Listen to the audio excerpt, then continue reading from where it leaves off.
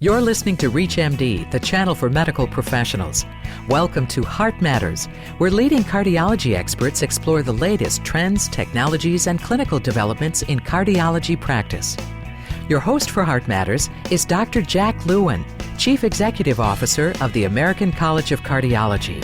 The Institute of Medicine recently released a list of 100 priority topics for comparative effectiveness research. The first topic on the first page of the report calls for an evaluation of treatment strategies for atrial fibrillation, from surgery or catheter ablation to pharmacologic therapy. How do we design research to produce an accurate comparison of these treatment options, and what other subjects should stand at the top of our priority list?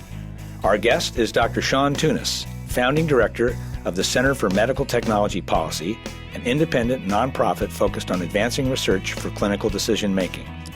Dr. Tunis is formerly the director of the Office of Clinical Standards and Quality and Chief Medical Officer for CMS, the Centers for Medicare and Medicaid Services. Welcome, Dr. Tunis. Thanks very much, Dr. Lewin. Sean, the American Recovery and Reinvestment, or Stimulus Act of this year, invested $1.1 billion, as you know, to begin the work on CER. So, it sounds like a lot of money, but some of us see this as, frankly, a drop in the bucket in terms of what we need here. Where do we begin? That was the major challenge, in a way, that was set before the Institute of Medicine committee that was asked over the course of a couple months to come up with a list of 50 or 100 topics to start off the investment in comparative effectiveness research. And, to try to keep within $1 billion worth of studies to try to pick amongst the many areas where there might be some worthwhile additional work to do. You had mentioned atrial fibrillation and the various treatments as being what appeared at the top of the list, which, by the way, the list was sort of divided into 4 quartiles, and the order within the individual quartiles wasn't intended to be meaning that the first one listed was the most important, but atrial fibrillation actually appeared at the top because it was the first alphabetically of the most important quartile. Of course, if you think about it, atrial fibrillation is a tough one in terms of how best to treat it and all the issues of anticoagulation. So it belongs up there, even though it starts with an A. Yeah, and appearing in the top 25, even if it wasn't necessarily number one, meant that it was considered extremely important out of all the potential topics that were actually nominated, which was in the several thousands. Your point is there's a lot of important topics up there. A lot of important topics. Now, on the topic of atrial fibrillation, one of the ways I think to kind of highlight the importance of comparative effectiveness, I'm actually looking at some data that comes from, I believe, an analysis that Rob Califf did looking at the ACC-AHA guidelines on atrial fibrillation, and he kind of tallied the percentage of the recommendations from the guideline that were based on level A, B, and C evidence. We have a lot of it that's based on just expert consensus. We need that science. We need the better evidence. Absolutely. What it actually looks like here is that about 10% of the recommendations were based on high-quality science, and 60% were level C evidence, which is essentially expert opinion. And so I think if you want a kind of a concise description of what the whole point of the comparative effectiveness research investment is, it's to try to move some of the B's and C's up to level A evidence on the most important questions. Even thinking back to your experience at CMS, it's amazing, isn't it? Why we doctors, patients, insurance companies, Medicare haven't demanded this information a long time ago. I guess we just didn't think anybody would pay for it. Yeah, the medical profession, I think, has been demanding the information. I think the real problem is, nobody's been listening who has the resources and the ability to actually, do the studies. To a large degree, the investment in clinical research is divided between the pharmaceutical industry and the National Institutes of Health. The pharmaceutical industry spends most of their money meeting regulatory standards, which have some limitations in terms of what they tell you about the actual performance of the product and as it's used in clinical practice. And, the NIH spends 90% of their money on discovering the next generation of technologies about which we won't have a lot of information to guide our use of them. So at least we're moving in the right direction. We have some money, maybe not enough, but we have $1.1 billion. What are some examples of projects in comparative effectiveness that are underway now? Anything exciting that you want to share? One example that is just getting underway, triggered by our recent funding request from the Agency for Healthcare Research and Quality, is to begin to create a national registry of orthopedic procedures, devices, and drugs. And there the notion is that let's just focus on knee and hip replacement procedures. There's all kinds of questions about the long-term survival of different hardware, sometimes complications that are discovered associated with particular new hardware. And there's no organized system to actually track that. There's no good way to identify patients who've had a hardware implanted that is later discovered to have some problems that might lead to some vulnerabilities. So one example which is getting going is to begin to develop the infrastructure to systematically track every orthopedic procedure that's done, in the country. And that will allow for there to be all kinds of really useful studies on pharmacologic interventions, biologics, different approaches to procedures, et cetera. Of course, at ACC, we say if the heart stops beating, what good are those dysfunctional joints? So. Well, if you're just joining us, you're listening to Heart Matters on ReachMD, the channel for medical professionals. I'm your host, Dr. Jack Lewin. Our guest is Dr. Sean Tunis, founding director of the Center for Medical Technology Policy, located in Baltimore. Sean, as we think about the movement now in comparative effectiveness, we have some money, we have some excitement. It seems like it's going to be part of the infrastructure of health system reform. It might seem like this is kind of a slam dunk now for improving quality, outcomes, value. But what do you see as challenges and limitations and barriers to advancing our knowledge base here? There's several critical challenges, and maybe the first one to start with is the fact that there's lots of information out there already that doesn't get used reliably for a whole variety of reasons about which I'm not an expert. But the point is that if we're going to put a new investment in generating all kinds of new information, we certainly need to think more carefully about how to make sure that the good information that we already have is, applied in clinical practice. To some extent, the clinical guidelines that ACC does are an important way to translate information into practice. Electronic medical records and reminder systems are an important tool. And what I think, is coming as part of health reform is creating more financial incentives and performance-based reimbursement that will, reward the use of proven and cost-effective therapies.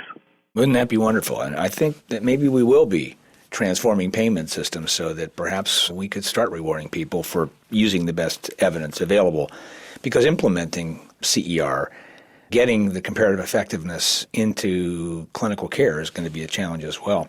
In terms of the clinical trials of the past, we've been rightfully accused as a nation of often not representing the many different types of patients who receive a drug or device later when we actually do the research. How do we orient CER in the future to apply to the whole range of individuals that represents America? How do we do that better?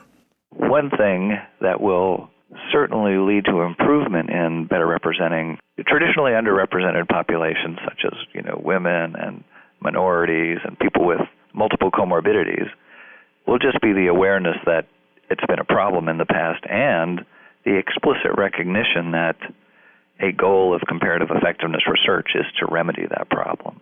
The Institute of Medicine in their priority report included as part of the defining feature of comparative effectiveness research that it explicitly attempts to better represent the range of the population that is actually affected by the condition. So some of it's just awareness, and therefore, when the requests for proposals come out from the federal government, that will be a clear expectation that there is a plan in place to make sure that the studies are done with a broader population. And then the other thing is that a lot of comparative effectiveness research is going to be done using electronic medical records, registries, and other sorts of databases that, document the clinical outcomes in the entire population of patients that are treated, and not just those who are, selectively enrolled into clinical research trials. So, beyond then making sure that the future comparative effectiveness research is not just focused on white males, and it's broader than that, do we have to think also about the design of current randomized trials? Are we doing that right? Is this just more of the same in terms of the way we do randomized and controlled trials? Or do we need to kind of change the way we do the research to make it more conducive to comparative effectiveness measurements. Any thoughts there? Yeah. I think the methods of comparative effectiveness are going to look quite different. They'll have certain elements that are familiar, including randomized designs, but I think there will also be a reliance on a broader range of methods, and as I mentioned, including lots more dependence on clinical registries, lots more dependence on using electronic medical record data, which would be analyzed retrospectively, and applying sophisticated statistical techniques to kind of adjust for potential biases. What I think is going to be characteristic of comparative effectiveness research is methodologies that don't look like the pristine gold standard randomized, level 1 evidence that is, considered the holy grail for evidence-based medicine. I think it's an emerging recognition is that it would be better to have more information about more unanswered questions that's not perfect information, rather than living in a world where we have very good information on a small number of questions and kind of are left to guess with, all the ones that we didn't get around to answering. Yeah, so we may look at the world of research slightly differently. And we also have to consider the fact that, as we were commenting before, that patients themselves in these controlled trials are not always, in fact, are usually not behaving like patients in the real world. The COURAGE trial suggests that optimal medical therapy is better than percutaneous interventions in coronary artery disease for many, many patients, and yet we have this 50% adherence to the medications. So it's a complicated matter. But on the implementation of comparative effectiveness research, any thoughts about how we're going to take this work once it's completed and get it actually embedded into the practice level? Or in other words, accelerate the pace with which we implement the clinical applications? Yeah, we're kind of at the inflection point of the more health information technology-enabled healthcare delivery.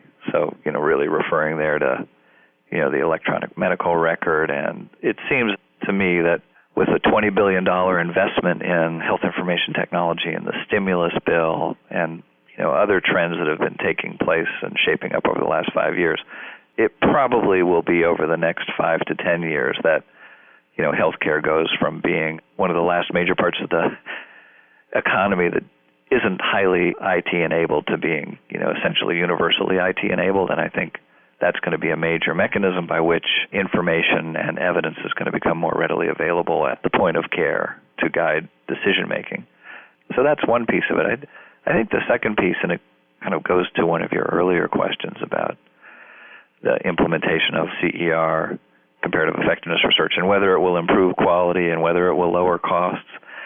The way I think about CER is that the changes in financial incentives and the downward pressure on, kind of healthcare spending, that's coming in one form or another.